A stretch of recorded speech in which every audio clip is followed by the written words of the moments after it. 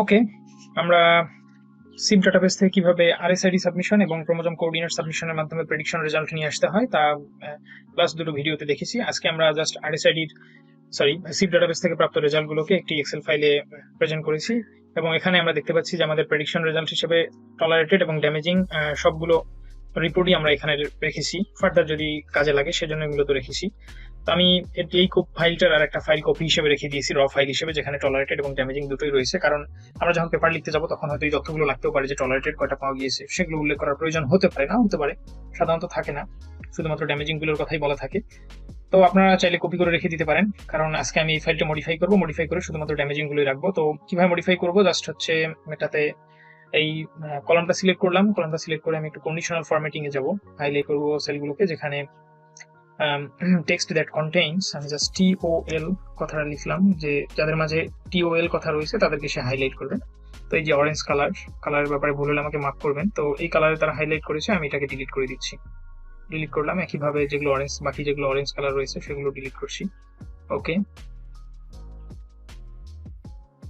ওকে tolerated RSID গুলোর rho delete করে দেওয়ার পর আমাদের কাছে শুধুমাত্র ড্যামেজিং গুলো রয়েছে। এবার এই ড্যামেজিং গুলোর মাঝে আমি আরেকটি বিষয় একটু মডিফিকেশন করতে চাই, তা হচ্ছে যে যেগুলোর প্রোটিন আইডি এনসেম্বল, যে প্রোটিন আইডি রয়েছে সেগুলো এক, তো আমরা মূলত সেগুলোর কে পাশাপাশি রাখার চেষ্টা করবো, কারণ পলিফেনে যখন আমরা ফার্দার স্টাডি করব তখন এটা আমাদের অনেক ফ্যাসিলিটিস দেবে। যেমন হচ্ছে আমি এটা কাট করলাম, কাট করে হচ্ছে আমি এখানে লিখতে যাচ্ছি, কারণ এখানে 68 রয়েছে, যতটা সম্ভব পারি আমরা এগুলোকে একসঙ্গে রাখার চেষ্টা করব।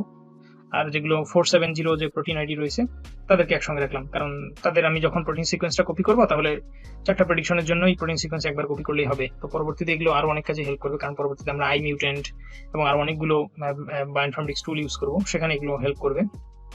ওকে, আমি আবার এটা কপি করলাম, এটা কাট করলাম, কাট করে যে 24 ভার্সন রয়েছে সেটার পাশে গিয়ে লিখে দিলাম, পেস্ট করে দিলাম। ওকে, আর 70টা এখানে বাদ পড়েছে, 70টা আমি চেষ্টা করি আবার কাট করে তাকে উপরে নিয়ে যেতে। তো এগুলো শুরুতেই হালকা আপনি মডিফিকেশন করে নেবেন, এতে করে পরবর্তীতে অনেকগুলো সার্ভারে কাজ করতে ইজি হবে, আর যদি এটা বিরক্ত লাগে না করলেও হবে। ওকে, আজ এই পর্যন্তই। এরপর পরবর্তী ভিডিওতে আমরা দেখবো কিভাবে পলিফেন ডাটাবেস থেকে আমরা SNP প্রেডিকশন বের করতে হয় সে সম্পর্কিত আলোচনা করব। আজকে পর্যন্তই। কোনো সমস্যা হলে জানাবেন, ভিডিও কমেন্ট সেকশনে জানাবেন, আমি সময় পেলে উত্তর দেওয়ার চেষ্টা করব। আল্লাহ হাফেজ। Tell me pretty lies, look me in the face, tell me that you love me, even if it's fake.